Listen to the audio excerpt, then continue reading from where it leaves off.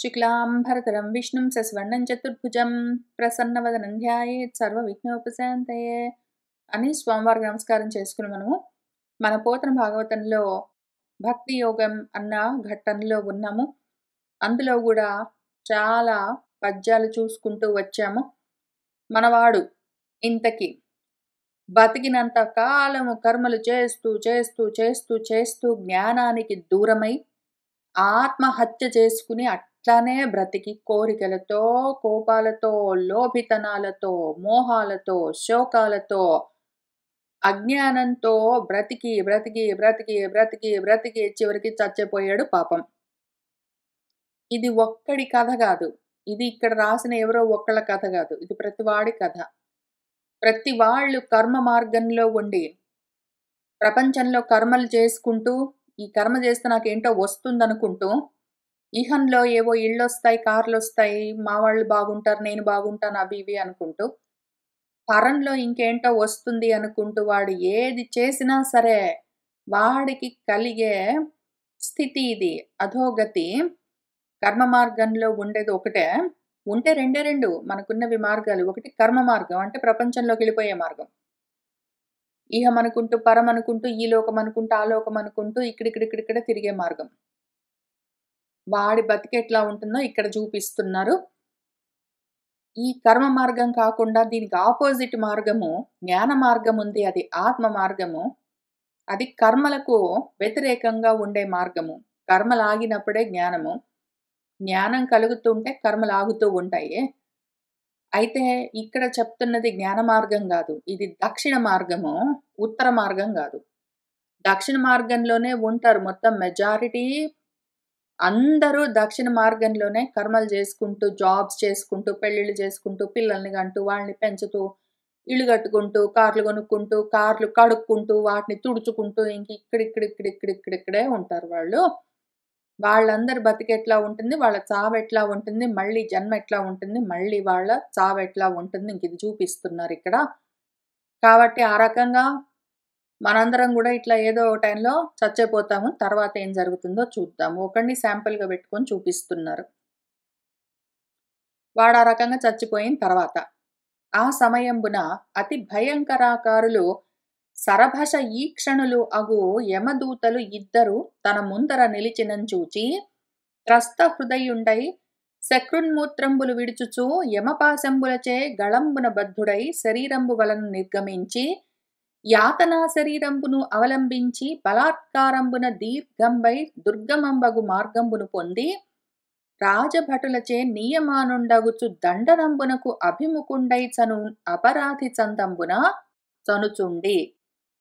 వాడట్లా చచ్చిపోయిన తర్వాత, లేదా మనం చనిపోయిన తర్వాత ఏం జరుగుతుంది? కర్మలు చేస్తూ చేస్తూ చేస్తూ ఆత్మజ్ఞానం కలక్క, దాని గురించి ఆలోచనే లేక, ప్రయత్నం లేక, కర్మల మీద ఆసక్తితో, దానివల్ల ఏమైనా వస్తుందన్న ఆశలతో ఉండి ఉండి ఉండి చచ్చిపోయిన తర్వాత ఏం జరుగుతుందంటే, ఆ సమయంలో అతి భయంకరమైన ఆకారాలతో ఉన్న సరభసమైన కోపంతో, క్రోధంతో, తొందరపాటుతో ఉన్న చూపులతో ఉన్న యమదూతలు ఇద్దరు.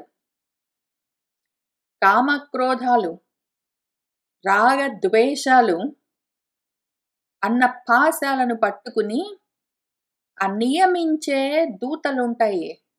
ఏవైతే బతికున్నంత సేపు ఇల్లు, కార్లు, పిల్లలు, పిల్లికూనలు అనుకుంటూ వాటి గురించి, వీటి గురించి, అసత్ పదార్థాల గురించి ఆలోచించి వాటి వెంటబడి కర్మలు చేసుకుంటూ తిరిగిన వాళ్ళను నియమించే వాళ్ళు ఉంటారు. మరి వాళ్ళొచ్చి ముందర నిలబడతారు. నిలబడితే వాళ్ళ భయంకరమైన ఆకారాలను, వాళ్ళ ఎరుపెక్కి ఉన్న కళ్ళను, కోపంతో నిండి ఉన్న కళ్ళను, వాటిని చూసి వీడు త్రస్త హృదయుడై ఉంటాడు. భయపడుతుంది వాడి మనసు. అప్పుడు భయం కలుగుతుంది వాడికి. ఎప్పుడు భయమే ఉంటుంది. భయమే మృత్యువు.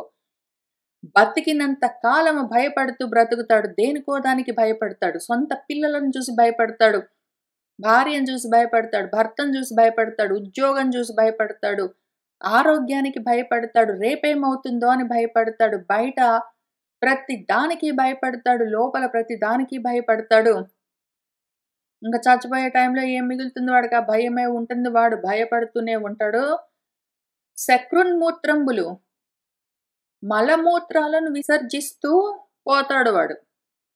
యమపాశంబులచే యమభటులు నియమించేవాళ్ళు పాశాలను ఏ పాశాలు మెడకు, కాళ్లకు, చేతులకు, నడుముకు వాడికున్న బాడీ పార్ట్స్ అన్నిటికీ ఏ పాశాలను బంధాలను కట్టుకుని వాడు పశువుగా బతికి ఉన్నంత వరకు ఆ పాశాలనే కాలపాశాన్నే, ఎందుకంటే కాలంలో వాడు బద్ధుడై కాలం చూసుకుంటూ ఈ టైం ఆ టైం అనుకుంటూ కాలం అనుకుంటూ కాలానికి కట్టుబడి వాడు పరిగెడుతున్నంత వరకు కాలానికి కట్టుబడే వాడు పోతాడు.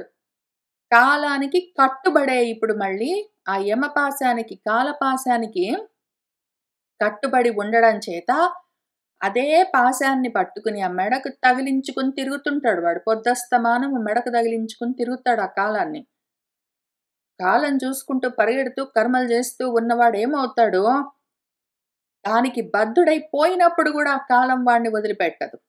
శరీరంలో నుంచి వాడు శరీరాన్ని వదిలిపెట్టి పోయినా కూడా శరీరాన్ని వదిలేస్తుంది అప్పుడు కాలము.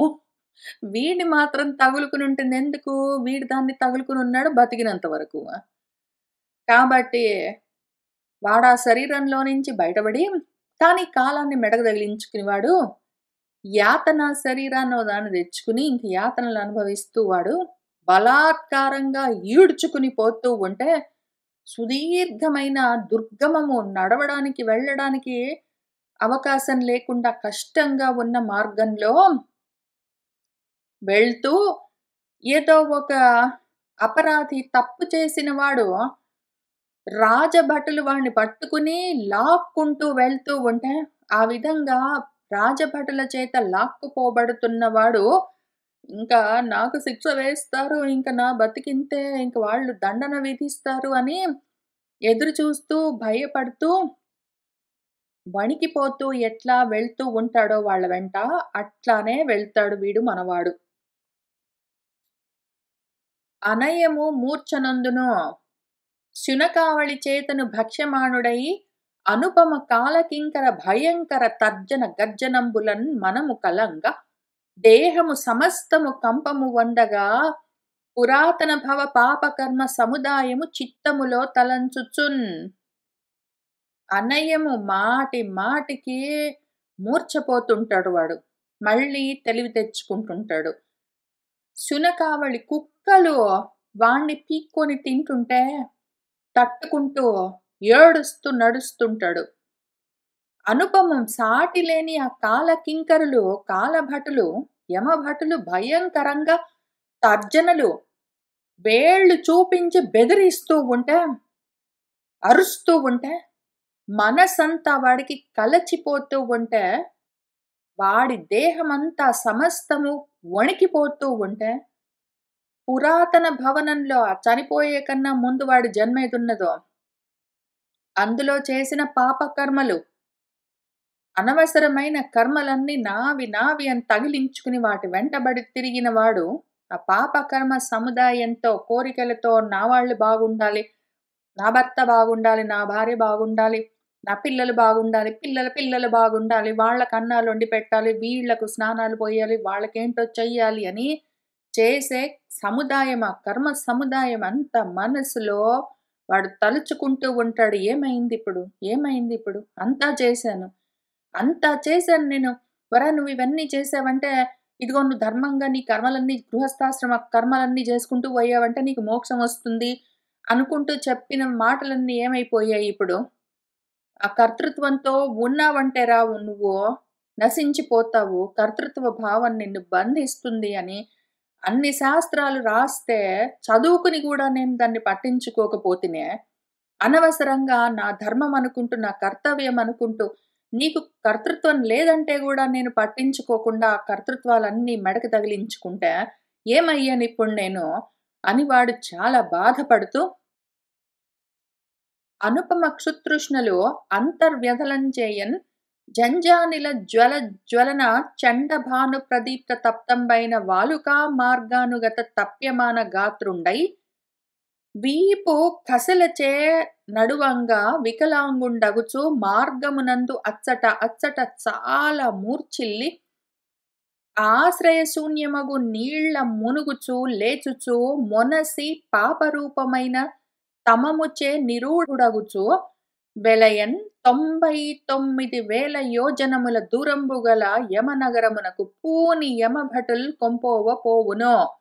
అంతన్ సాటిలేని ఇంకా అంతులేని క్షుత్తు, ఆకలి, తృష్ణ, దాహము. వీళ్ళు మన యమభటులు మంచినీళ్ళు తాగిస్తూ, అక్కడక్కడ కూర్చోడానికి అవకాశం ఇస్తూ, విశ్రాంతినిస్తూ, అన్నం పెడుతూ, విసనకర్రలతో విసురుతూ, ఎత్తుకుని తిప్పుతూ, ముద్దు ముద్దుగా తీసుకొని వెళ్తున్నారేంటి? బెదిరిస్తూ లాక్కుని పోతూ ఉన్నారు వాళ్ళు అరుస్తూ. ఇంకా వీటికి పాపం ఆకలి, దప్పిక లోపల బాగా బాధ పెడుతూ ఉంటే ఇవి లోపల విషయాలు. బయట జంజానిలము, జంజామారుతము, ఈదురు గాలులన్నీ, ప్రళయకాలంలోని గాలుల్లాగా ఈదురు గాలులన్నీ వీస్తూ ఉంటే ఒకవైపు జ్వలనన్ ప్రచండంగా ప్రకాశిస్తున్న ఎండ, పైనేమో భయంకరంగా ప్రచండమైన ఎండ, చుట్టూ భయంకరమైన గాలి దుమారం లేపుతూ ఉంటే, కింద తప్తంబైన వాలుకా మార్గము, కిందేమో కాళ్ళ కింద ఇసుక బాగా ఆ ఎండకు కాళ్ళు కాలుస్తూ ఉంటే, అటువంటి మార్గంలో తప్యమాన గాత్రుడవుతూ తప్పించిపోతూ దహించుకుని పోతున్న శరీరంతో ఉంటాడు వాడు.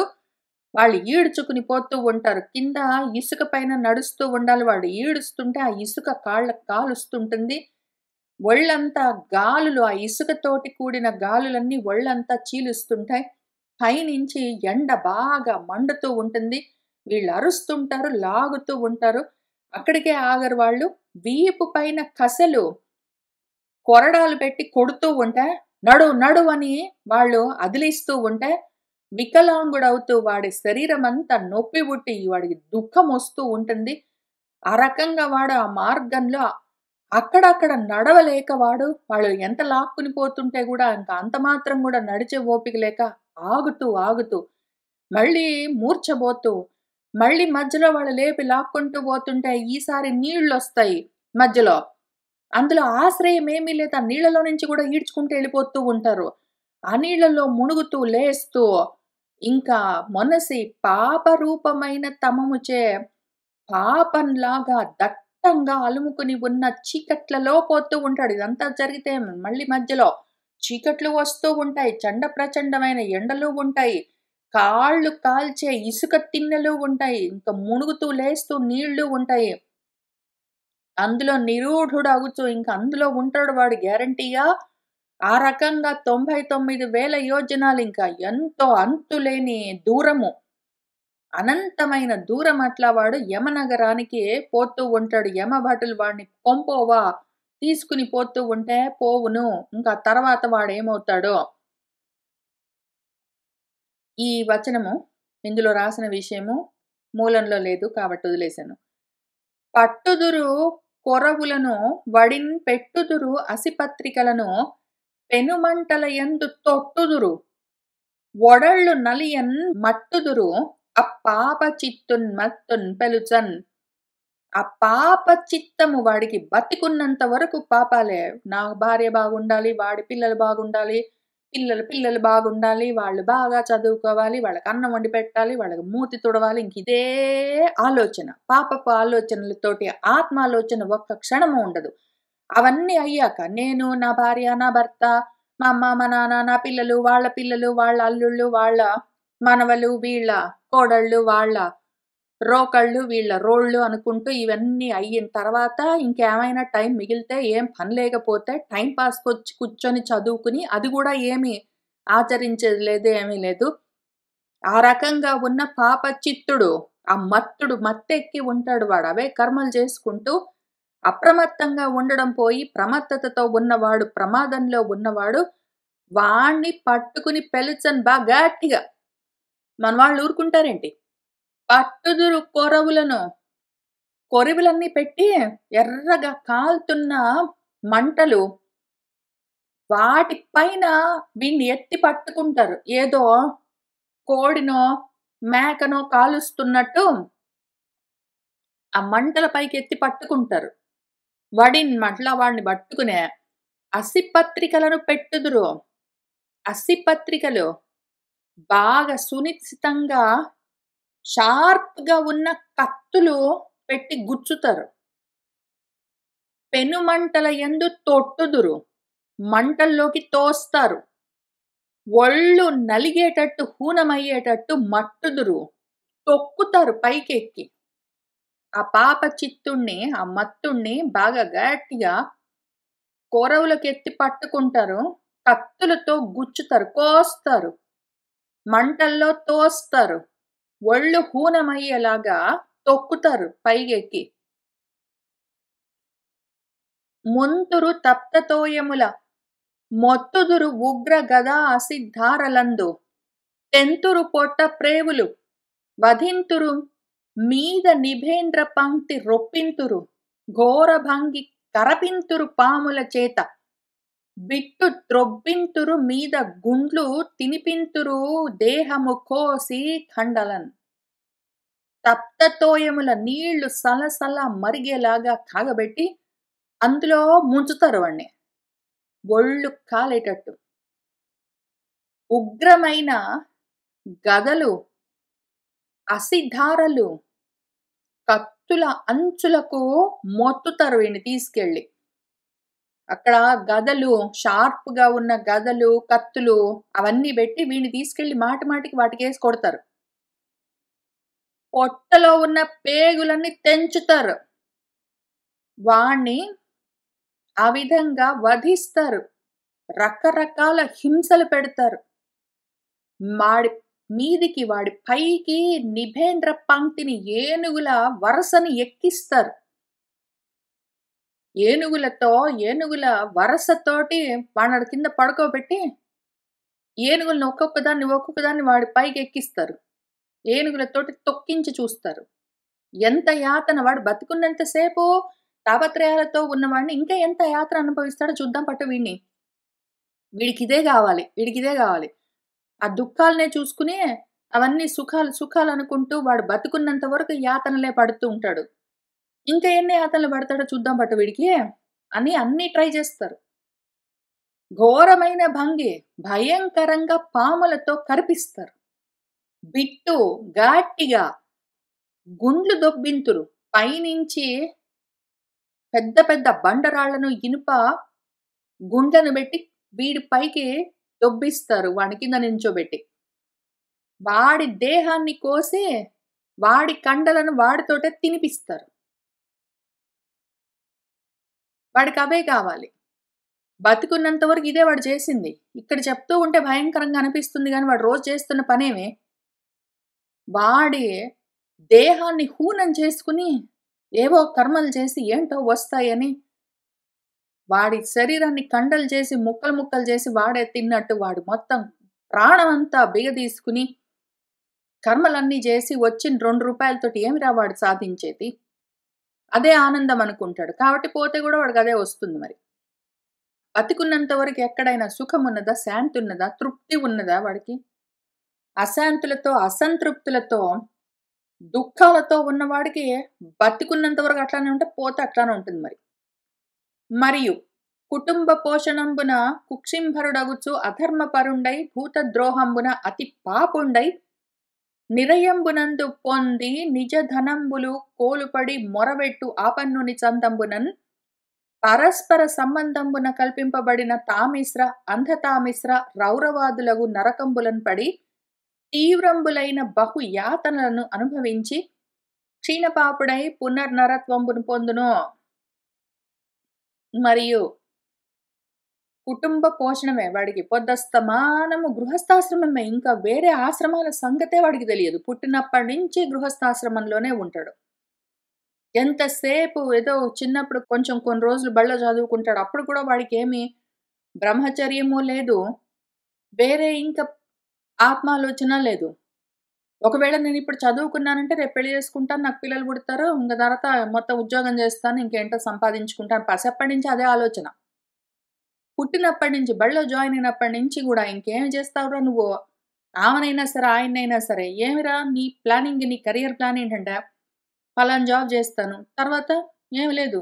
పెళ్లి చేసుకుంటాను, పిల్లల్ని కంటాను, ఇంక కూర్చుంటాను."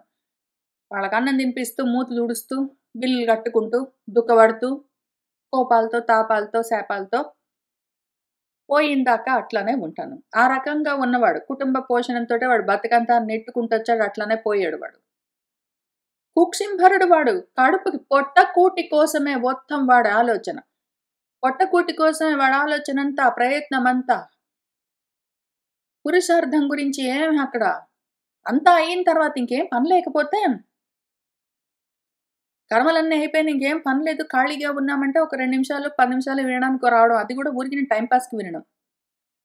పొట్టకూటికి తప్ప, కుటుంబ పోషణకు తప్ప ఇంక వేరే ఆలోచనే లేకపోవడం బతుకంతా చచ్చిందాకా. అటువంటి అధర్మపరుడు వాడు. ఆత్మధర్మం లేని అధర్ముడు వాడు. ఆత్మధర్మం లేక చెడిపోయిన వాడు. భూతద్రోహం చేస్తాడు వాడు. భూత వస్తువు ఒకటున్నది. ఆత్మ పదార్థం అని. ఎప్పుడూ ఉండేది ఒకటున్నది భూతము. భూతం అంటే ఉన్నది అని అర్థము. భూతం అంటే దయ్యాలు, భూతాలు కాదు. భూతం అంటే ఉన్నది అని అర్థము. ఒక భూత వస్తువు ఉన్నది బ్రహ్మ పదార్థం అని. ఆ బ్రహ్మము ఎప్పుడూ ఉంటుంది. నువ్వనుకున్న ఉద్యోగాలు, నువ్వనుకున్న భార్యాబిడ్డలు, వాళ్ళ బిడ్డలు, వాళ్ళ బిడ్డలు, వాళ్ళ పెళ్ళిళ్ళు, వీళ్ళ అల్లుళ్ళు, వాళ్ళ కోడళ్ళు, ఇందాక చెప్పుకున్నట్టు ఈ రోకళ్ళు, ఆ రోళ్ళు ఇవన్నీ ఒకసారుంటాయి, ఒకసారుండవు. ఎప్పుడూ ఉండేది ఒకటున్నది సత్. ఒకసారుండి, ఒకసారి పోయేది గాదు. ఎప్పుడూ ఉండేది ఒకటున్నది.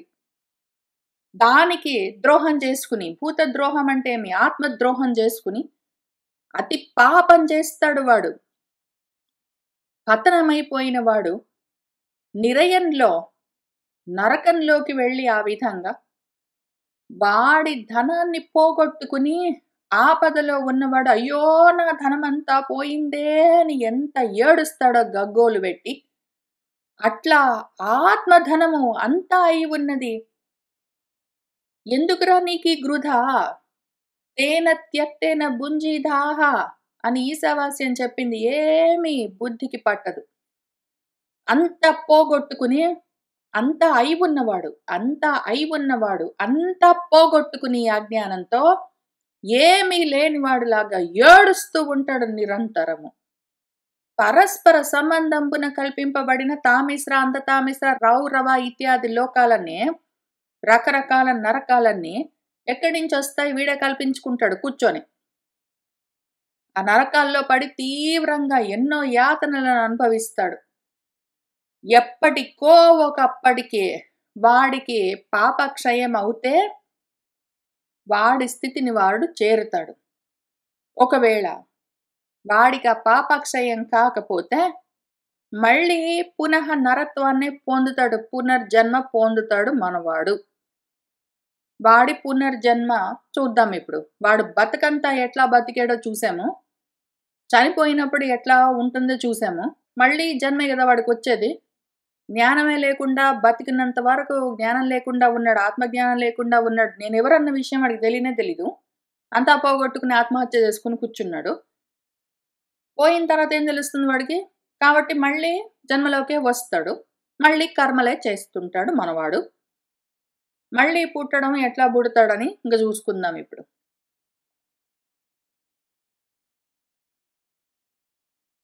కైకొని మరి పూర్వ కర్మానుగుణమున జీవుడు దేహ సంబంధంబు తివిరి తాల్ప తొరకొని పురుష రేతోబిందు సంబంధి అయి వధూ గర్భంబునందు చొచ్చి కైకొని ఒక రాత్రి కలిలంబు పంచరాత్రముల బుద్భుదమును దశమ దివసమందు కర్కందువంతయౌను అంతమీదన్ పేసియగును అంతమీదట పేర్చి అండకల్పమగును ఒక్క నెల మస్తకమును మాస యమళమైనను కరచరణములు పొడమును. వాడు మళ్ళీ ఎందుకు అంటే జ్ఞానం లేదు కాబట్టి వాడికి బాగుపడే అవకాశం లేదు. మళ్ళీ జన్మే వస్తుంది. కర్మలుంటే ఏమవుతాయి? జన్మలు వస్తాయి. వాడు బతుకున్నంత వరకు కర్మలు చేస్తూ పోయాడంటే మళ్ళీ కర్మల కోసం మళ్ళీ ఒక జన్మ వస్తుంది. కాబట్టి జన్మ తీసుకుంటున్నాడు మనవాడు. మరి పూర్వకర్మానురూపమున పూర్వకర్మకు అనుగుణంగా ఉన్నది ఏదో ఒకటి ఉంటుంది మరి ప్రారబ్ధ కర్మ. పూర్వకర్మ అంటే ప్రారబ్ధ కర్మ. ఇంతకు ముందు ఉన్న కర్మలు. దాన్ని బట్టి ఆ జీవుడు వాడు ఆ దేహంతో సంబంధం పెట్టుకున్నాడు, దేహాభిమానంతోటే ఉంటాడు వాడు. దాంతో తిరిగి మళ్ళీ వాడు దేహాన్ని తొరకొని మళ్ళీ దేహం తెచ్చుకోవడానికి బయలుదేరుతాడు. పురుషుడి యొక్క రేతో బిందువుతో సంబంధం ఉన్నదై వధువు గర్భంలో వాడు చొచ్చుతాడు, వాడు చేరుతాడు. అప్పుడేం చేస్తాడు వాడు? మళ్ళీ జన్మ తీసుకునే సమయంలో వాడు అదృష్టం బాగుండి, వాడేదో చెట్టో పుట్టో కాకుండా మనిషిగా పుట్టే అవకాశం ఉంటే, అయితే ఈ జన్మలో వాడు ఆంధ్రప్రదేశ్లో తెలుగు మాట్లాడే మగవాడుగా పలానా చోట పుట్టాడంటే, వాడు చనిపోయిన తర్వాత మళ్ళీ ఇంకొక చోట మగవాడుగా తెలుగు మాట్లాడేవాడో ఇంకేంటో ఆ రకంగా పుడతాడని ఏమి గ్యారంటీ లేదు. ఈ జన్మలో మగవాడిగా పుట్టినవాడు తర్వాత జన్మలో చెట్టో పుట్టో ఆకో కొమ్మో కాకుండా మళ్ళీ మనిషిగా ఒకవేళ పుడితే, ఈ జన్మలో వాడు ఆంధ్రప్రదేశ్లో రామ్ అన్న పేరున్న మగవాడిగా ఒకవేళ జన్మించి ఉంటే, వచ్చే జన్మలో జాన్ అన్న పేరున్న మగవాడిగానో, బ్రియానా అన్న పేరున్న ఆడ మనిషిగానో ఇంకేదో పేరుతో ఎక్కడో దగ్గర పుడతాడు. ఇప్పుడు ఎట్లా ఉన్నారో, ఇప్పుడు ఈ జన్మలో ఆడవాళ్ళుగా ఉంటే వచ్చే జన్మలో మళ్ళీ ఆడవాళ్ళుగా, అవతల జన్మలో ఆడవాళ్ళుగా ఉంటారేంటి? ఏదో ఒక జన్మ, ఏ జన్మ అయితే ఏంటి, ఏదో ఒక జన్మ, ఏదో ఒక రూపం వస్తుంది అప్పుడు మళ్ళీ. వీళ్ళు మన సినిమా వాళ్ళు చెప్పేవన్నీ 7 జన్మల బంధం ఇది అనుకుంటూ పాటలన్నీ గట్టి పాడితే, నేను ఈ జన్మలో నేను నీకు భార్యగా ఉన్నాను, ఇంక 7 జన్మలు నీకు భార్యగా ఉంటానంటే, ఇప్పుడు ఈమె భార్యగానే పుట్టాలి, ఆయన భర్తగానే పుట్టాలి, ఆడవాళ్ళుగా ఈమె, మగవాళ్ళుగా ఆయన, ఇంక ప్రతి జన్మలో అట్లా పుట్టాలంటే అంత వీళ్ళు ప్లానింగ్ చేసుకోగలిగితే, ఆహా! అంత వీళ్ళు ప్లానింగ్ చేసుకోగలిగితే, మొత్తం అంతా వీళ్ళ చేతిలో ఉంటే, ఈ జన్మలో నేను తెలుగు మాట్లాడే ఆడవాళ్ళుగా ఉన్నాను, నువ్వు తెలుగు మాట్లాడే మగవాళ్ళుగా ఉన్నావు, వచ్చే జన్మలో కూడా ఇదే సెటప్, నెక్స్ట్ జన్మలో కూడా ఇదే సెటప్ అని వీళ్ళిద్దరు అనుకున్నంత మాత్రాన, లేకపోతే ఒకళ్ళు అనుకున్నంత మాత్రాన అక్కడ జరిగిపోయిందంటే, ఇంక మొత్తం ప్రకృతి, కాలము, కర్మము అన్నీ వీళ్ళ చేతిలో ఉన్నట్టే. లేవు గదా! అంత ఉంటే ఈ అజ్ఞానంతోటి 7 జన్మల బంధము, నువ్వు నేను ఎప్పుడు ఇట్లానే ఉంటాం, ఇట్లానే పడుంటాను అని అనుకుంటారు జ్ఞానం ఉన్నవాళ్ళు. అజ్ఞానంతోటి ఉన్నవాళ్ళు వీళ్ళు అనుకున్నట్టు అక్కడ ఎందుకు జరుగుతుంది? దాని ఇష్టం వచ్చినట్టు అది జరుగుతుంది. కాబట్టి వీడు ఆ జన్మలో ఏ రూపమైనా ఉండొచ్చు, తర్వాత జన్మలో ఏ రూపమైనా ఉండొచ్చు. స్త్రీ నపుంసకలింగాల్లో ఇండియా, అమెరికా, ఇంకేదో దేశాల్లో తెలుగు, ఇంగ్లీషు, చైనీస్ మాట్లాడే భాషల్లో ఎక్కడైనా ఏ రకంగానైనా పుట్టొచ్చు. మనిషిగా పుడితే వాడు అదృష్టం బాగుండి. లేకపోతే ఇంకేదైనా రూపాలు, జంతువు రూపాలో, చెట్ల రూపాలో, పక్షుల రూపాలో వస్తాయి. ఇప్పుడు ఫర్ ఎగ్జాంపుల్ ఇక్కడ ఎడ్యుకేషనల్ పర్పసెస్ కోసం, విషయాన్ని జనరల్‌గా అర్థం చేసుకోవడం కోసం ఎగ్జాంపుల్‌గా మాత్రమే వాడు కర్మలు చేసుకుంటూ జంతువుగా పాశాలకు బద్ధుడై పశువుగా బ్రతికి అట్లానే చచ్చిపోయిన వాడు మళ్ళీ కర్మలు చేయడానికి ఏదో ఒక జంతువు రూపాన్ని తెచ్చుకోవచ్చు. అయితే for the purpose of understanding this topic వాడు మళ్ళీ మనిషిగానే పుట్టాడే అనుకుందాం శాంపిల్‌కి. అప్పుడు ఏం జరుగుతుంది చూద్దాం. మళ్ళీ వాడి కర్మలుంటాయి. కర్మలు చేసుకోవడం గురించే వాడికి ఆలోచన ఉంటుంది ఉన్నంత కాలం, పోయిందాకా. కాబట్టి మళ్ళీ నెక్స్ట్ జన్మలో మళ్ళీ కర్మల కోసం జన్మ తెచ్చుకుంటాడు. కర్మల కోసమే వాడు మళ్ళీ జన్మ తెచ్చుకున్నాడు కాబట్టి, ఆ జీవుడు, ఆ జీవభావంతో ఉన్నవాడు, దేహ సంబంధంతో ఉన్నవాడు, ఈసారి మళ్ళీ ఆ పురుషుడి యొక్క రేతో కణానికి, ఆ రేతో కణంతో సంబంధం పెట్టుకుని దానికి తగులుకుని వధువు గర్భంలోకి, అంటే స్త్రీ గర్భంలోకి వెళ్తాడు. ఇంకప్పుడు మొదటి రాత్రి ఫస్ట్ నైట్, ఆ రాత్రికి వాడు బురదలాగా ఉంటాడు, కలిలంలాగా. 5 రాత్రులు అయ్యేసరికి ఒక బుద్భుతము బుడగలాగా తయారవుతుంది. దశమ దివసమందు 10 రోజులు అయ్యేసరికి కర్కందువంత అవుతాడు వాడు. ఒక రేగు పండంత అవుతాడు, రేక్కాయలాగా. అంత మీదట ఇంకా తర్వాత పేసి అగును. కొన్నాళ్ళకి మాంసపు ముద్దలాగా అవుతాడు. చిన్న రేగిపండంత మాంసపు ముద్దలాగా. అంత మీదట ఇంకా తర్వాత పేర్చి అండకల్పమగును. కొంచెం సాగుతుంది అండంలాగా. అంతకన్నా ముందు గుండ్రంగా ఉన్న ఆ గర్భము, తర్వాత అది కొంచెం సాగుతుంది అండంలాగా. ఒకవైపు కొంచెము ఎక్కువగా, ఒకవైపు కొంచెము తక్కువగా అట్లా.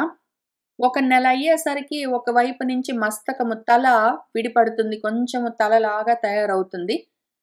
మాస యమళము 2 నెలలయ్యిందంటే చేతులు, కాళ్ళుగా కొంచెం కొంచెం విడిపడి కనిపిస్తూ ఉంటుంది. మరియు మాసత్రయంబున నఖ, రోమ, అస్థి, చర్మంబులు, లింగ ఛిద్రంబులు కలిగి 4వ మాసంబున సప్తధాతువులను, పంచమ మాసంబున క్షుతృష్టలను కలిగి 6ఠ మాసంబున మావిచేతన్ పొదువంబడి తల్లి కుక్షిని దక్షిణ భాగంబునం తిరుగుచు మాతృభుక్త అన్నపానంబుల వలన తృప్తి పొందుచు ఏధమాన ధాతువులు కలిగి జంతు సంకీర్ణంబగు విట్టు మూత్ర గర్తంబందు తిరుగుచు క్రిమి భక్షిత శరీరుండై మూర్ఛలన్ పొందుచు తల్లి భక్షించిన కటు తిక్త ఉష్ణ లవణ క్షార ఆమ్లాది ఉల్బణంబులైన రసంబుల చేత పరితప్త అంగుండగుచు జరాయువున కప్పన్బడి బహిప్రదేశంబునందు ఆత్రంబుల చేత బద్ధుడై కుక్షియందు శిరంబు మోపుకొని భుగ్నంబైన పృష్ఠ గ్రీవ ఉదరుండై స్వాంగ చలనంబునందు అసమర్థుండగుచు పంజరంబందుండు శకుంతంబు చందంబున ఉండి దైవకృతంబైన జ్ఞానంబునన్ పూర్వజన్మ దుష్కృతంబుల తలంచుచు దీర్ఘ ఉచ్ఛ్వాసంబు చేయుచు ఏ సుఖలేశంబునున్ పొందక వర్తించును. అంతన్ 7వ నెల యందు లబ్ధ జ్ఞానుండై చేష్టలు కలిగి విట్క్రిమి సోదరుండై ఒక్క దిక్కున ఉండక సంచరించుచు ప్రసూతి మారుతంబుల చేత అతి వేపితుండగుచు యోచమానుండును దేహాత్మ దర్శియు పునర్గర్భవాసంబునకు భీతుండును అగుచు బంధనభూతంబగు సప్త ధాతువులచే బద్ధుండై కృతాంజలి పుటుండు దీనవదనుండునో అయి జీవుండు తాను ఎవ్వనిచే ఉదరంబున వసింపబడినో అట్టి సర్వేశ్వరుని ఇట్లని స్తుతించుచూ ఉండును. మరి మనవాడు 2 నెలలకి తలకాయలాగా కాళ్ళు చేతులలాగా కనిపిస్తూ ఉంటాయి. ఇంకా తర్వాత మాసత్రయము 3 నెలలు వచ్చేసరికి నఖములు గోర్లు, రోమములు వెంట్రుకలు, అస్థి ఎముకలు, చర్మము, లింగ ఛిద్రాలు, శరీరానికి రంధ్రాలు అవన్నీ కలుగుతాయి. 4వ నెలకి సప్తధాతువులు తయారవుతాయి. తర్వాత పంచమ మాసంబున 5వ నెలకి క్షుత్ తృష్ణ ఆకలి దప్పికలు బయలుదేరుతాయి. 6వ నెలకి మావి చేత పొదువంబడి మావితో కప్పబడి ఉండి తల్లి కుక్షిలో కడుపులో ఉండి దక్షిణ భాగంబున వీరిదంతా దక్షిణ మార్గమే కుడివైపు తిరుగుతూ తల్లి తిన్న అన్నపానాలను వీడు కూడా అనుభవిస్తూ వాటితో తృప్తి పొందుతూ ఉంటాడు. ఏధమాన ధాతువులు వాడిలో సప్తధాతువులు పెరుగుతూ ఉంటాయి, వృద్ధి చెందుతూ ఉంటాయి. ఏధమానం అంటే వృద్ధి చెందుతూ ఉంటాయి. ఆ రకంగా ఉంటాడు. వాడు జంతువులతో కూడి బ్రతుకుతూ ఉంటాడు. వాళ్ళమ్మ కడుపు ఎట్లా ఉంటుంది, వాళ్ళమ్మ కడుపులో చిన్న చిన్న చిన్న చిన్న క్రిమి కీటకాలు కూడా ఉంటాయి. అందులోనే వీడు వాళ్ళమ్మ తింటున్న అన్నం అవన్నీ తింటూ ఉంటాడు కాబట్టి అందులోనే వాడు మలమూత్రాలు కూడా విసర్జిస్తూ ఉంటాడు. ఆ మలమూత్రాలతో నిండి ఉన్న క్రిములతో కూడి ఉన్న గర్త గుంటలాగా ఉంటుంది వాళ్ళమ్మ కడుపు. అందులో ఉంటాడు వాడు, అక్కడే తిరుగుతుంటాడు వాడు. ఆ కడుపులో ఉన్న క్రిమి కీటకాలన్నీ వాడిని కుడుతూ ఉంటే ఇంకా మధ్య మధ్యలో మూర్ఛ పొందుతూ ఉంటాడు. ఆ తర్వాత మళ్ళీ మళ్ళీ లేస్తూ ఉంటాడు. ఈలోగా వాళ్ళమ్మ ఊరుకోదు కదా, ఆమె ఏదో తింటూ ఉంటే ఆమె తిన్న కటువు కారంగా ఉన్నవో, తిక్తము చేదుగా ఉన్నవో, ఉష్ణము వేడిగా ఉన్నవో, లవణము ఉప్పగా ఉన్నవో, క్షారము స్పైసీగా ఉన్నవో, ఆమ్లము పుల్లగా ఉన్నవో, ఏవో ఉల్బణము వాళ్ళమ్మకి ఏవో తినాలని ఇంకా కడుపుతో ఉన్న వాళ్ళకి రకరకాల కోరికలన్నీ కలుగుతుంటాయి. ఆమెకేవేవో తినాలనిపించినవన్నీ పుల్లపుల్లవి, కారం కారంవి, చేదువి, వగరువి అన్నీ దారిన పోయేవన్నీ ఆమె కడుపులో ఏస్తుంటే, ఆ రసాలకి తట్టుకోలేక వాడికి ఇంకా దుఃఖమొస్తూ ఉంటుంది. చెప్పడానికి నోరు లేదు. ఆ రకంగా ఉన్నవాడు జరాయువుతో కప్పబడి, ఆ మావితో కప్పబడి ఉంటాడు. లోపలంతా దాంట్లోపల ఉంటాడు వీడు. బయట బహిప్రదేశంలో ఆ మావి బయట ఆత్రాలు, నాళాలన్నీ వాళ్ళమ్మ కడుపులో ఉన్న ఈ నాళాలన్నీ వాడు చుట్టుకుని వాడిని బద్ధుడిని చేసి ఉంచుతాయి. ఇప్పుడేం చేస్తాడు వాడు, ఆ రకంగా బద్ధుడై ఉన్నవాడు, ఆ తలకాయ ఒకటుంది అక్కడ ప్లేస్ లేదు. వాడు పెరుగుతున్నాడు మరి, కడుపులో ప్లేస్ లేదు. ఇప్పుడు వాడేం చేస్తాడు, తింటున్నాడు కదా! వాళ్ళమ్మ తిన్నవన్నీ వీడికి ఇష్టమున్నా లేదన్నా, వాడికి కోపమొచ్చినా, దుఃఖమొచ్చినా, వాళ్ళమ్మ తిన్నవన్నీ వీడు తింటుంటాడు, అనుభవిస్తుంటాడు, తృప్తి పడుతుంటాడు, దుఃఖిస్తుంటాడు. ఇంకిప్పుడు శరీరం పెరుగుతుంటే అక్కడ ప్లేస్ ఎక్కువుండదు గాబట్టి, వాడి కడుపులోనే వాడి తలకాయని ఇట్లా వంచుకొని పెట్టుకోవాల్సొస్తుంది. ఇంక వంగి కూర్చోవాలి. చిన్న కన్‌ఫైన్డ్ ప్లేస్‌లో ఎక్కువ ప్లేస్ లేదది. చిన్న ఏదో పంజరంలాగా ఉంటుంది. ఒక చిన్న సెల్ లాగా ఉంటుంది. ఆ సెల్‌లో వాడు కూర్చుంటే ప్లేస్ లేక తల మొత్తం వంచుకోవాలి. పొట్టలోకి పెట్టుకుంటాడు వాడు తలకాయని ప్లేస్ లేక. వాడి పృష్ఠము, వీపు, వాడి గ్రీవము, మెడ, వాడి ఉదరము అన్నీ భుగ్నమై ఉంటాయి. వంగి ఉంటాయి ఇట్లా. గుండ్రంగా తిప్పినట్టు ఉంటుంది వాడికి. అందము లేదు, వాడికి ఆనందము లేదు, సుఖము లేదు. స్వాంగ చలనంబునందు వాడి చేతులు, కాళ్ళు కదిలించాలంటే గూడా ప్లేస్ లేక అసమర్థుడై పంజరంలో ఉన్న శకుంతము పక్షిలాగా ఉంటాడు వాడు. ఇంకప్పుడొస్తుంది మనవాడికి కొంచెం జ్ఞానం.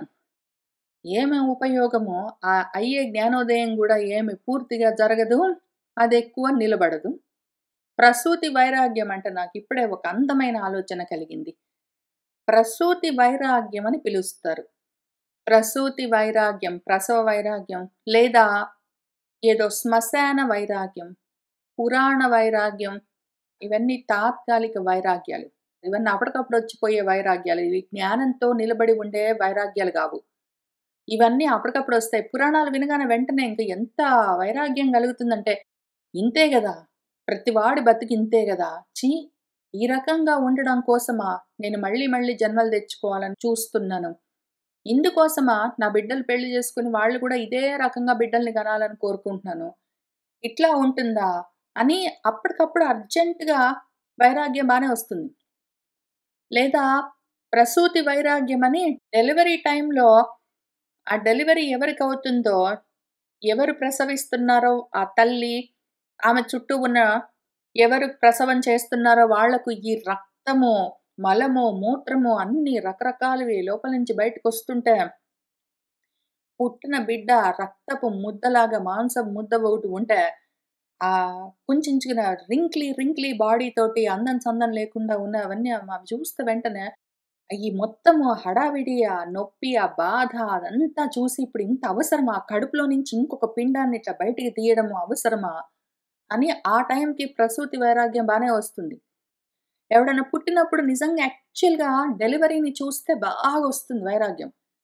లేదా శ్మశానానికి ఎవడన్నా చచ్చిపోయాడంటే బాగొస్తుంది ఆ టైంకి వైరాగ్యం. రావచ్చు ఒక్కొక్కసారి చెప్పలేము. కానీ ఎంతసేపు ఉంటుంది? నిలబడే వైరాగ్యాలు గావు ఇవన్నీ. టెంపరరీ వైరాగ్యాలు.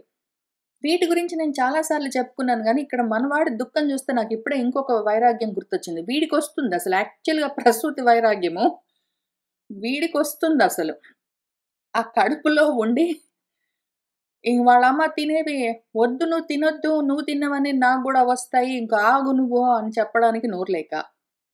అవన్నీ తింటూ బాధపడుతూ, ఆ చుట్టూ ఆత్రాలన్నీ ఆ పేగులన్నీ చుట్టుకుని ఉంటే, లోపల పెరగడానికి ప్లేస్ లేకపోయినా గూడా పెరగవలసి వస్తే, పంజరంలో బంధించిన చిలుకలాగా వాడు అందులో ఉండి ఇంకా అప్పుడొస్తుంది వాడికి వైరాగ్యము, రకరకాల జ్ఞానాలు, ఏవేవో గుర్తులొస్తాయి. ఇంక ప్రసూతి వైరాగ్యం యాక్చువల్‌గా వీడికొస్తుంది. వాళ్ళ అమ్మకొచ్చినా, వాళ్ళ నాన్నకొచ్చినా రాకపోయినా, వాళ్ళక్కడ డెలివరీ చేస్తున్న వాళ్ళకొచ్చినా రాకపోయినా వాళ్ళ అమ్మకి, వాళ్ళ నాన్నకి అక్కడ డెలివరీ చేస్తున్న వాళ్ళందరికి అంతా బానే ఉంది అనిపించినా గూడా, గ్యారంటీగా మాత్రం వీడికొస్తుంది ఆ టైంకి.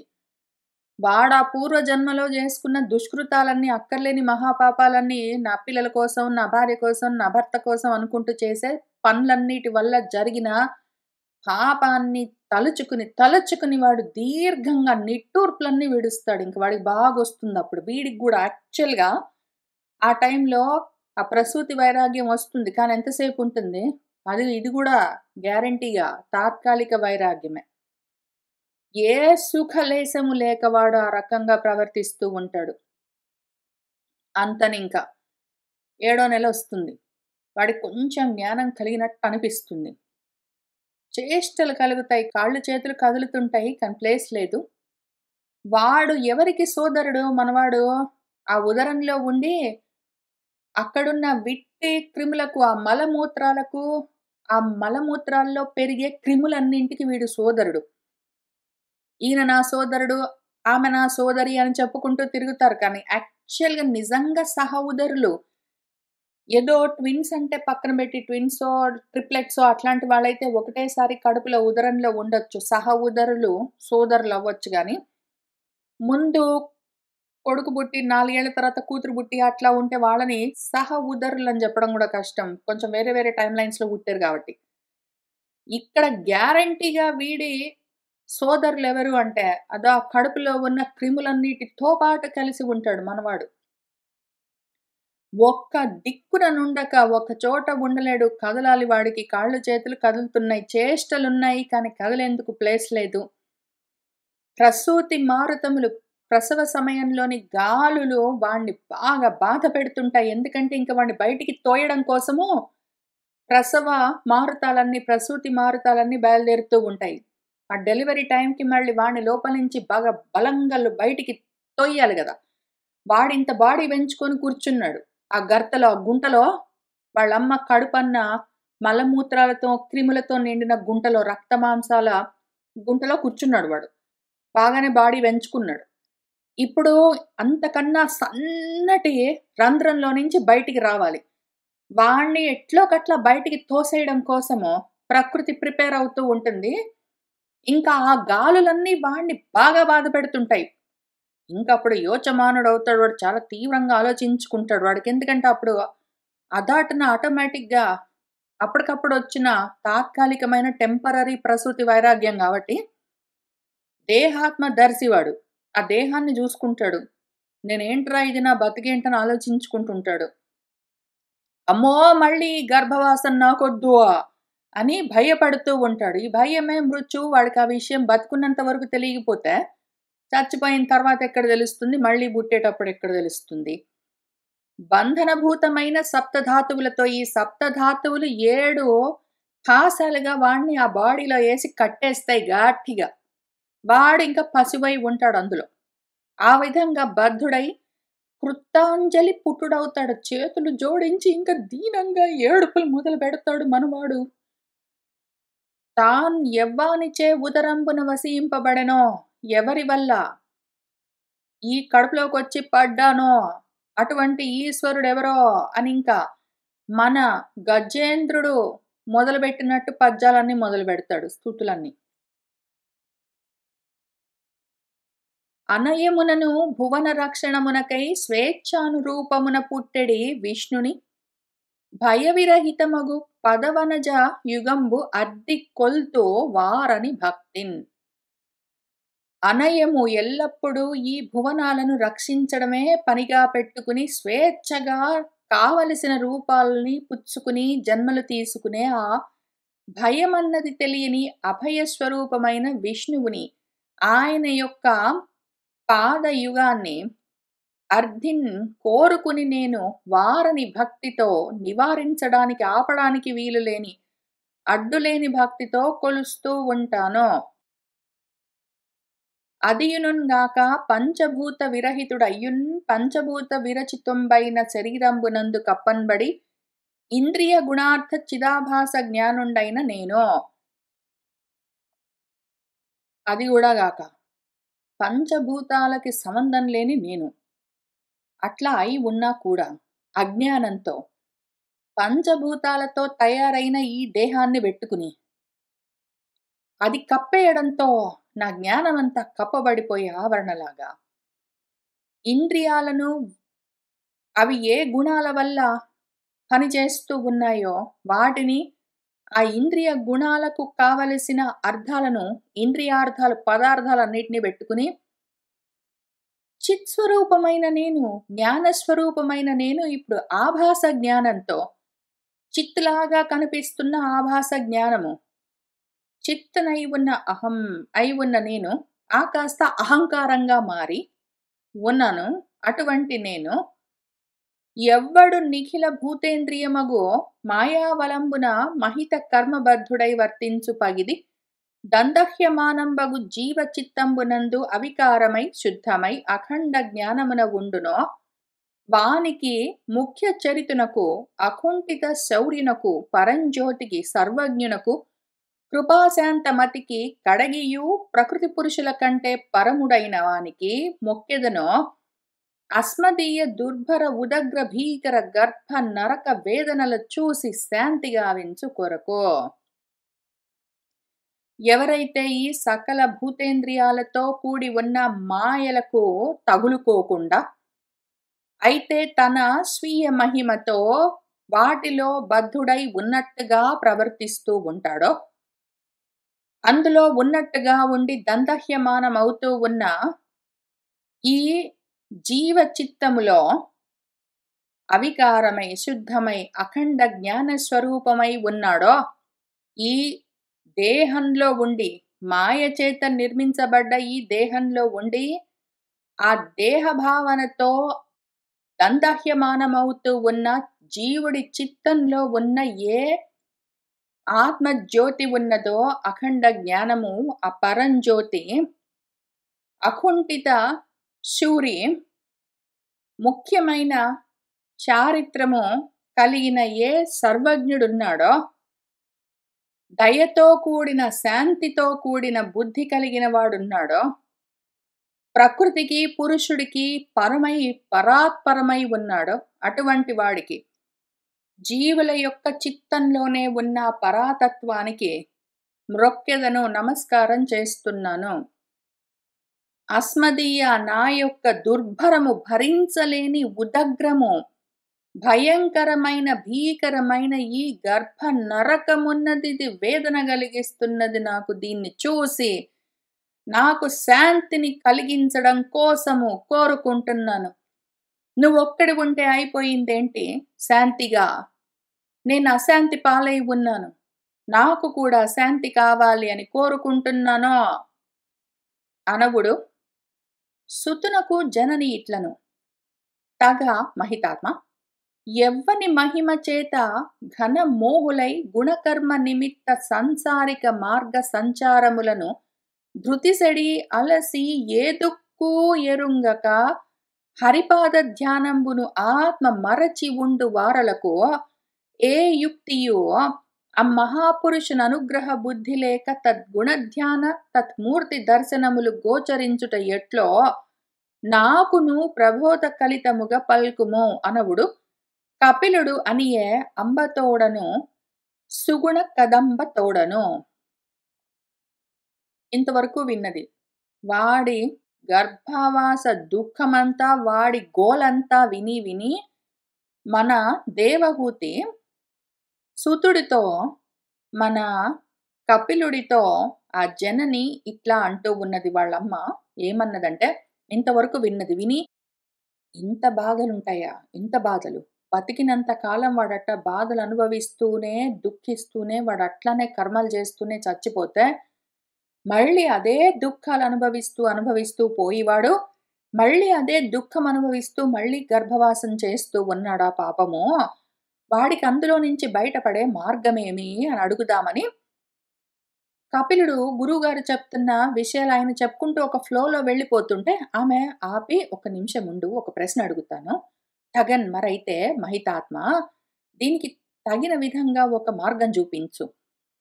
ఎవ్వని మహిమ చేత ఘన మోహులై ఎవరి మహిమ ఇదంతా, ఎవరి ప్రభావం వల్ల వీళ్ళు ఇంత గొప్ప మోహంతో ఉంటున్నారు ప్రజలు? గుణకర్మ నిమిత్తము వాళ్ళ గుణాలను అనుసరించి వాళ్ళు కర్మలు చేస్తారు. మన భగవంతుడే మళ్ళీ అక్కడ కృష్ణార్జున సంవాదంలో చాతుర్వర్ణ్యం మయా సృష్టం గుణకర్మ విభాగశః అని చెప్పారు. గుణకర్మలతోటే రకరకాల వర్ణాలు, వాటిలో జన్మలు అవన్నీ ఉంటాయి మరి.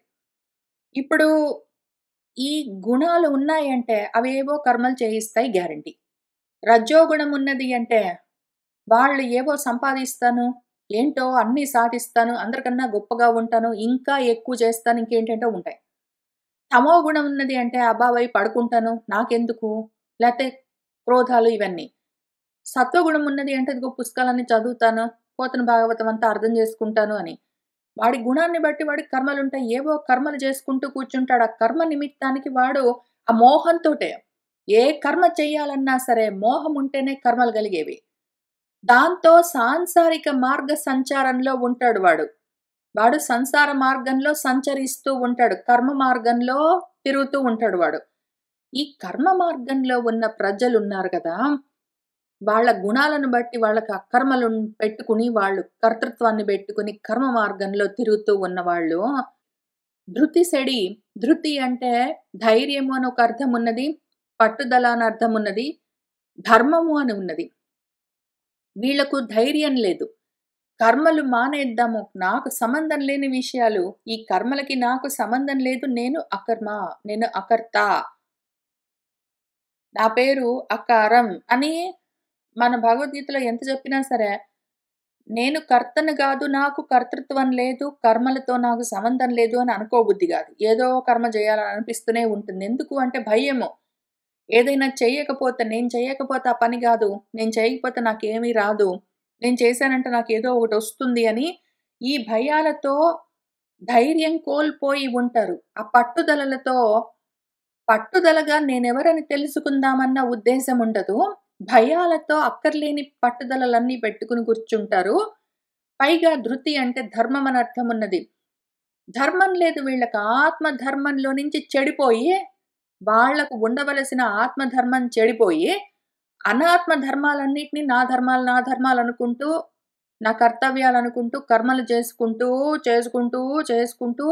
ఆ సాంసారిక మార్గంలో, సంసార మార్గంలో, కర్మ మార్గంలో ఉన్నవాళ్ళు, ఈ గుణాలతో ఉండి కర్మలు చేసుకుంటూ ఉన్నవాళ్ళ మోహంలో ఉన్నవాళ్ళు అలిసిపోతారు.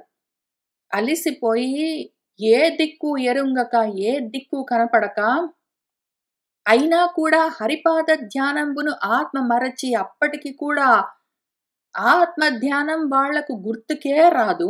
గుర్తుకొస్తే బాగుపడిపోతారు. వాళ్ళకి జ్ఞాపకం కలిగిందంటే, జ్ఞానం కలిగిందంటే వాళ్ళకి ఇంకా అజ్ఞానం తొలగుతుంది. కర్మలుండవు, జన్మలుండవు. అంతవరకు రారు వీళ్ళు. ఆ రకంగా మర్చిపోయి ఉన్న వాళ్ళు ఉన్నారు కదా మన ప్రజలు పాపము.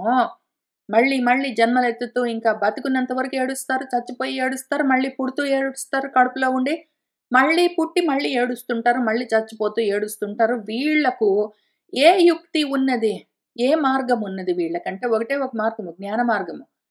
జ్ఞానం కలుగుతూ ఉంటే కర్మలతో నాకు సంబంధం లేదు, నేను కర్తను కాదు అన్న జ్ఞానం కలుగుతూ ఉంటే కర్మలు ఆగిపోతే జన్మలు రావింకా. అది మోక్షము, అది వేరే విషయము. కానీ వీళ్లకు ఈ కర్మ మార్గంలో ఉన్నంత వరకు ఏమే వాళ్ళకి గతి మరి? ఆ మహాపురుషుడి అనుగ్రహ బుద్ధి లేకపోతే, ఆ మహాత్ముడు ఎవరున్నాడో వీళ్ళకి ఇటువంటి గతి కలిగిస్తున్నవాడో, ఆయన యొక్క గుణధ్యానం చెయ్యాలి, ఆయన మూర్తి దర్శనం చెయ్యాలి అని వాళ్ళకి ఆలోచన కలగదే మరి? వాళ్లకు ఆ మార్గము గోచరించుట ఎట్లో? ఇది నాకు ప్రబోధ కలితముగా పల్కుము. నాకు అర్థమయ్యేటట్టు చెప్తావా? పాపం ఈ ప్రజలున్నారు, వీళ్ళిట్లా ఉంటారు. వాళ్ళ గుణాల వల్ల ఏవో కర్మలు చేసుకుంటుంటారు, మోహంలో ఉంటారు, సంసార మార్గంలో, ప్రపంచ మార్గంలో ఉంటారు. ధర్మం వదిలిపెట్టుకుని వాళ్ళు అధర్మాలన్నిటిని ధర్మాలనుకొని, అసలు లేనిపోని కర్మలన్నీ నావే అని అంటించుకుని, ఆ కర్మలు లేనిపోని కర్మలన్నీ చేస్తూ అలసిపోయి ఏ దిక్కు తోచక వాళ్ళు పాపము ఆత్మకు దూరమయ్యే, అసలు ఆ విషయమే మర్చిపోయి అయోమయంగా ఉన్నారు, మార్గం కానకుండా ఉన్నారు కదా! వీళ్లకు దారి ఏమి? నాకు అర్థమయ్యేటట్టు చెప్తావా? అని ఆ అంబ వాళ్ళ అమ్మగారు అడిగితే, అప్పుడు అనవుడు అన్నప్పుడు మన కపిలుడు అంబతోడ వాళ్ళ అమ్మతో ఆ సుగుణాల కదంబము ఆమెతో ఈ విధంగా అన్నాడు. ఆయన ఏమన్నాడంటే, అట్టి ఈశ్వరుండు కాలత్రయంబునంతును జంగమ స్థావరాంతర్యామి అగుటం చేసి జీవకర్మ మార్గంబులను ప్రవర్తించువారు తాపత్రయ నివారణంబు కొరకు భజింతురు అని చెప్పి మరియును ఇట్లనియే. ఏముందమ్మా, ఏమీ లేదు. కర్మ మార్గంలో ఉన్న వాళ్ళు ఏం చేస్తారు? కర్మలు చేస్తూ ఉంటారు. వాళ్ళ గుణాలు అట్లా ఉంటాయి.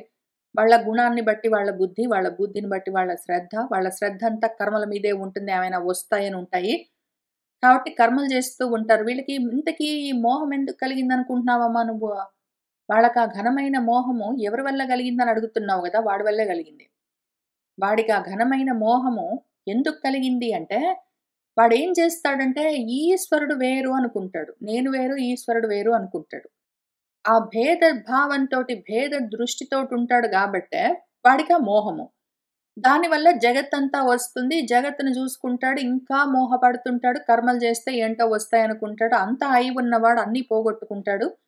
ఆ అజ్ఞానం వల్ల అట్లా ఉంటాడు. వాడేం చేస్తాడు? ఈశ్వరుడున్నాడు.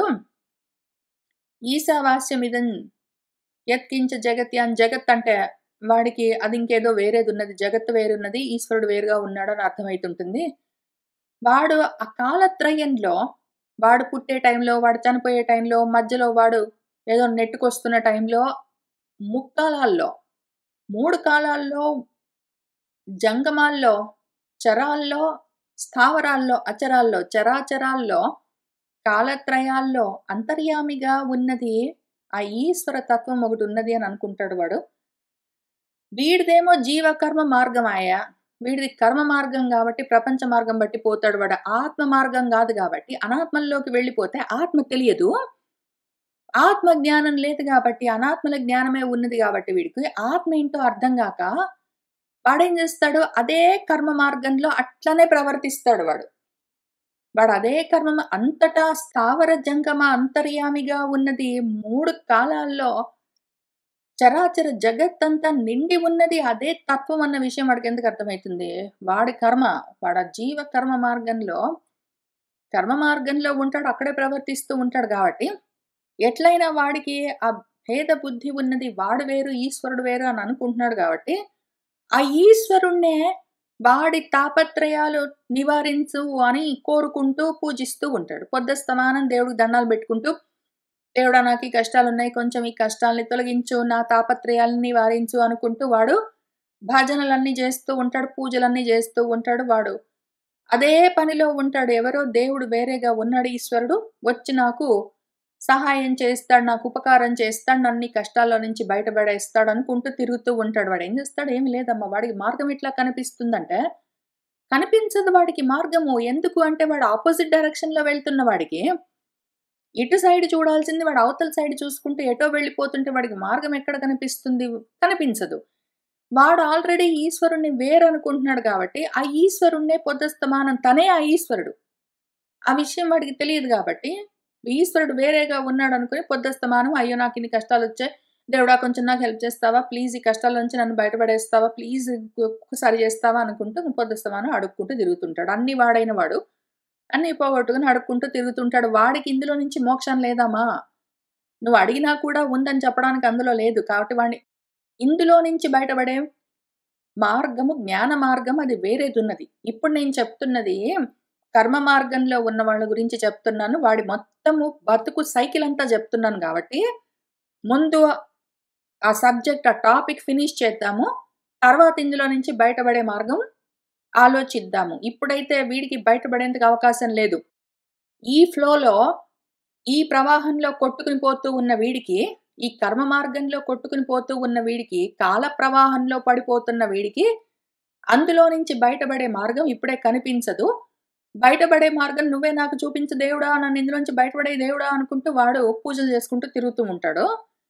వాడి సంగతి అందులో నుంచి బయటపడడానికి వాడికి కావాల్సిందేమి అంటే జ్ఞానము. అదెట్లా కలుగుతుందన్నది తర్వాత చూద్దాం. ముందు అసలు వాడు అందులో తిరుగుతున్నాడు గదా! దీన్ని ముందు టాపిక్ ఫినిష్ చేద్దాం. ఈ కాన్సెప్ట్ ఇక్కడి నుంచి ఇంతవరకు దీన్ని పూర్తి చేసి మళ్ళీ వెనక్కొద్దాము అని మళ్ళీ ఆయన వెంటనే ఆయన చెప్పదలుచుకున్న దాంట్లోకి వెళ్ళిపోతున్నారు. ఇందులో నుంచి వేరే దారి లేదు. వాడేం చేస్తాడు? ఇన్ని కష్టాలు పడుతున్నవాడంటే ఏం చేస్తాడు? ఏం చేయడు. వాడు పొద్దస్తమానం పూజలు చేసుకుంటూ కూర్చుంటాడు. ఇప్పుడు మళ్ళీ వెనక్కెళ్దాం. ఎంతవరకు చెప్పాను నేను? వాడు కాబట్టి దేవుడా ప్లీజ్ ఈ గర్భ నరకం నుంచి, ఈ వేదన నుంచి నన్ను బయటపడయ్యే, నాకు శాంతి కలిగేటట్టు చూడు అని కోరుకుంటూ ఉంటాడు. జనయిత్రి గర్భమందును ఘనక్రిమి విట్ మూత్ర రక్త గర్తములోనన్ మునుగుచూ జఠరాగ్ని దిన దినము సంతప్యమాన దేహుండగుచున్ దీనవదనుడగుచు దేహి ఈ దేహంబు వలన నిర్గమింపతలచి చనిన నెలల ఎన్నికొనుచు నెలకొని గర్భంబు వలన వెడల ద్రోయువారు గలరే అని తలంచుచు దీనరక్షకుండైన పుండరీకాక్షుండు తన్ను గర్భనరకంబు వలన విముక్తునించేయ ఆ మహాత్మునికి ప్రత్యుపకారంబు చేయలేమికి అంజలి మాత్రంబు సేయందగును. అట్టి జీవుండనైన నేను శమదమాదియుక్తంబైన శరీరంబునందు విజ్ఞాన దీపాంకురంబునందు పురాణ పురుషును నిరీక్షింతును అని. మరియు వాడేం చేస్తాడు, అమ్మా ఆ కడుపులో ఉన్నాడు కదా, ఆ ఘన క్రిములతో విట్టు మూత్రాలతో మలమూత్రాలతో కూడి ఉంటాడు, రక్తంతో నిండి ఉన్న గర్త గుంటలో ఉంటాడు వాడు. వాళ్ళమ్మ కడుపు ఎట్లా ఉంటుంది, అందులో క్రిములు ఉంటాయి, మలమూత్రాలు ఉంటాయి, రక్తంతో నిండి ఉంటుంది, ఇంకేమైనా ఉంటాయి అందులో మునుగుతూ తేలుతూ ఉంటాడు వాడు. జఠరాగ్నితో దినదినము వాళ్ళమ్మ కడుపులో జఠరాగ్ని ఒకటి, పైగా వీడిని కాలుస్తూ ఉంటుంది. వాడి దేహం అట్లా కాలుతూ ఉంటే దీనవదనుడగుచు ముఖమంతా దీనంగా పెట్టుకుని ఆ దేహి ఈ దేహంలో నుంచి బయటపడాలంటే ఇంకా ఎన్ని రోజులు రా దేవుడా అనుకుంటూ, ఎన్ని నెలలు గడిచాయని లెక్క పెట్టుకుంటూ, ఆ కడుపులో నుంచి బయటపడే మార్గం ఏంటి, నన్ను ఇందులోంచి బయటపడేసేవాళ్ళు ఎవరు, బయటికి తోసేవాళ్ళు ఎవరు అని ఆలోచిస్తూ, ఇంకా ఎవరున్నారు, భగవంతుడు ఒకడే ఉన్నాడు, ఆ దేవుణ్ణే అడుగుదాము అనుకుని దీనరక్షకుడైన ఆ పుండరీకాక్షుడు నన్ను ఈ గర్భ నరకంలో నుంచి విముక్తుణ్ణి చేయాలి, అట్లా ఆయన చేస్తే ఆ మహాత్ముడికి భగవంతుడికి నేను ప్రత్యుపకారం ఏమీ చెయ్యలేను, అంజలి మాత్రము చెయ్యందగును, నేను చేతులెత్తి నమస్కారం ఒకటే చేయగలను, ఈ పరిస్థితిలో నేను నీకేమీ చేయలేను, అటువంటి జీవుణ్ణి నేను, ఒకవేళ నేను బతికి బయటపడితే శమధమాదులతో కూడిన వాణ్ణి, ఈ శరీరంలో ఒకవేళ విజ్ఞానమన్న దీపమేమైనా అంకురిస్తే ఆ పురాణ పురుషుణ్ణి చూస్తాను అని ఏంటంటో ప్రమాణాలు ప్రతిజ్ఞాన్ని చేసుకుంటూ ఉంటాడు. ఇంకా కొంచెం ఉంది ఆయన పుట్టేసరికి. పుట్టిన తర్వాత మళ్ళీ ఏమైతుంది అని మళ్ళీ అది కూడా చూపిస్తారు గురువుగారు. చూసుకుంటూ వెళ్దాం, ఇవాళకి ఇక్కడికి ఆపుతున్నాను. సర్వం శ్రీకృష్ణ పరబ్రహ్మ పాదారవిందార్పణమస్తు.